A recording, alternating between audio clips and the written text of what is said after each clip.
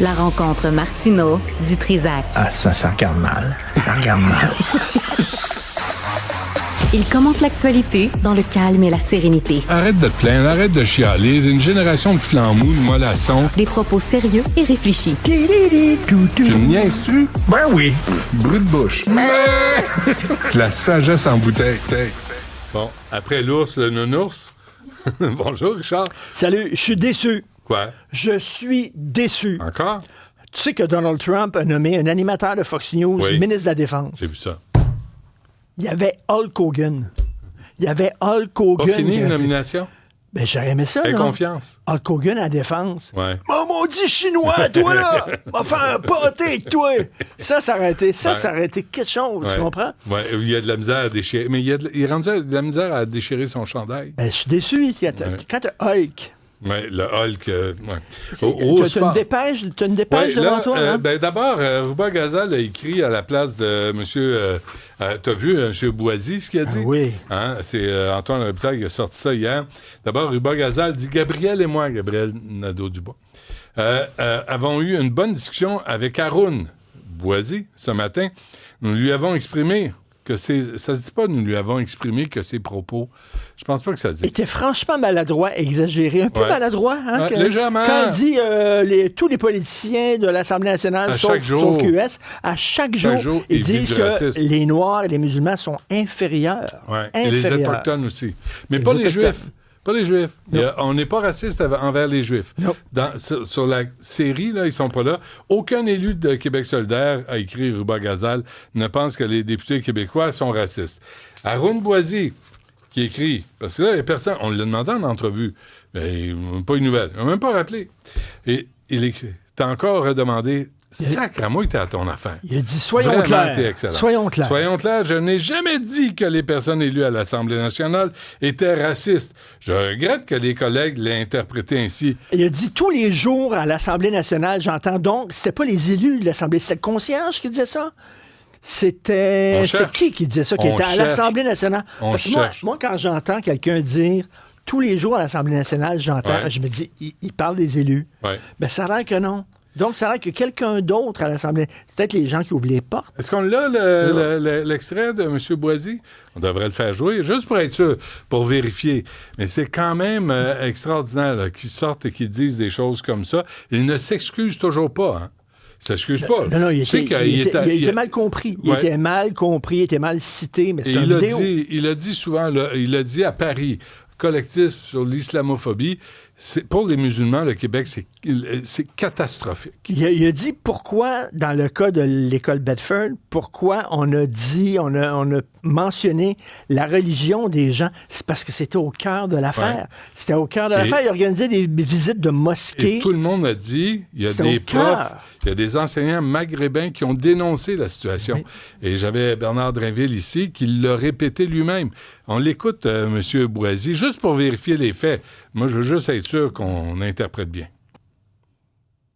Le racisme, il n'y a pas de race évidemment humaine, il y a des races qui sont construites par la société, qui créent une catégorie à laquelle on assigne une culture qui par définition est dangereuse, qui est inférieure. Et au bout de 22 ans, ce que vous faites aujourd'hui est très important pour casser la construction de ces mécanismes du racisme. C'est d'autant plus important aujourd'hui que nous voyons malheureusement, et Dieu sait que je vois ça à l'Assemblée nationale, à l'Assemblée nationale, tous les jours, la construction de cette eau. Mais c'était pas les élus qui ont dit ça, je sais pas si... Qu'on convoque les concierges? Qu'on convoque les gardiens de sécurité. C'est pas les élus, c'est qui? Ouais. C'est-tu quoi, juste là-dessus, sérieusement, Richard, moi, je déplore le fait que Nathalie Roy, la présidente de l'Assemblée nationale, refuse de sortir sur la question. Elle, là, sa job aussi, il me semble, sauf erreur... La gardienne du respect. Oui, mais de protéger la réputation de l'Assemblée nationale. Oui. Mais il n'a pas dit ça à l'Assemblée nationale. Il a dit ça dans une réunion devant des Algériens. En Irak. S'il y a un pays qui est un phare dans la nuit, tu comprends-tu? C'est l'Irak. Oui. Alors, en Irak, ils ont dit l'âge de consentement sexuel était à 18 ans. Là, ils ont dit, ça n'a pas de bon sens. À 18 ans, en Irak, t'es membre de la FADOC. Tu comprends-tu? Ben oui. À 18 ans, ça peut être t'es frippé. Une femme? T'es frippé, t'es dépassé, tout ça. Alors, ils viennent de baisser ça. C'est annoncé partout aujourd'hui. À 9 ans. À 9 ans, c'est l'âge de consentement. Ils ont passé de 18 à 9. Ils ont dit pas à 8. Ils ont dit pas à 8. On va quand même, à un moment donné, il faut que tu traces la ligne, là, tu comprends? Fait qu'ils ont dit, non, 8 ans, ça n'a pas de bon sens. 9 ans, oui, 9 ans, ils disent, tu es assez mature pour pouvoir te marier. Te faire violer par un adulte, ça, c'est correct. Un vieux monsieur de 115 ans, quand tu as 9 ans, ils viennent de passer ça. Imagine. Puis après, on se fait faire la leçon. Et l'Afghanistan, autre phare dans la nuit. Oui. Ils viennent de faire une exécution publique dans un stade devant des milliers de personnes. C'est un gars qui était condamné pour un meurtre. Le gars est allé voir la famille. C'est ça la loi là-bas. Tu vas voir la famille et tu te dis, est-ce que vous me pardonnez? Si la famille dit non, pas part. Alors, ils l'ont abattu. Le stade était plein. Il faut dire qu'en Afghanistan, ils se promènent dans les camions et ils disent, il y a une exécution aujourd'hui à 3 heures, vous êtes mieux d'y aller. Oui.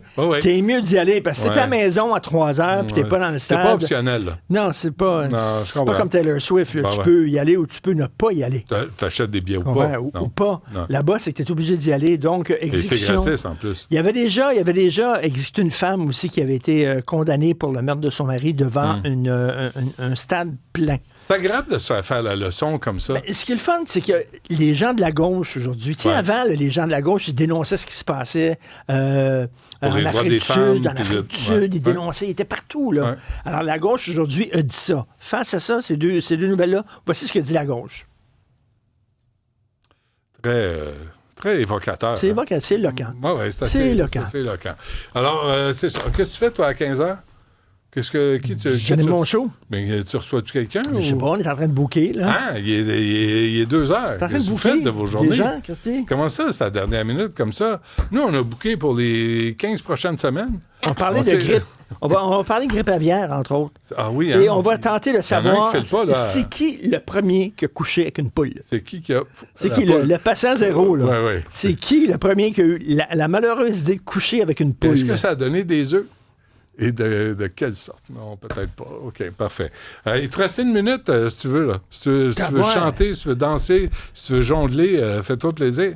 Mais... Non, mais tu as vu Trump qui a proposé aussi, qui a nommé comme ministre de la Justice, je veux dire, un crackpot total. Gates. Oui. Ouais. Un crackpot total, là, vraiment plus Trump que Trump encore. Le gars va être ministre de la Justice. Moi, je pense que Trump prépare l'invasion du Canada. D'abord, puis après, ça va être le Mexique. Puis là, Trump va comme conquérir toute l'Amérique. La bonne nouvelle, c'est qu'au Québec, le premier ministre dit on va couper $1 milliard en santé.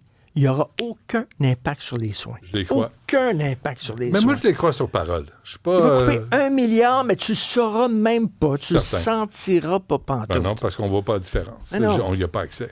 Merci, Richard. Porte-toi bien, puis on t'écoute à 15h. Merci, Stéphanie. Merci à tout le monde et à demain.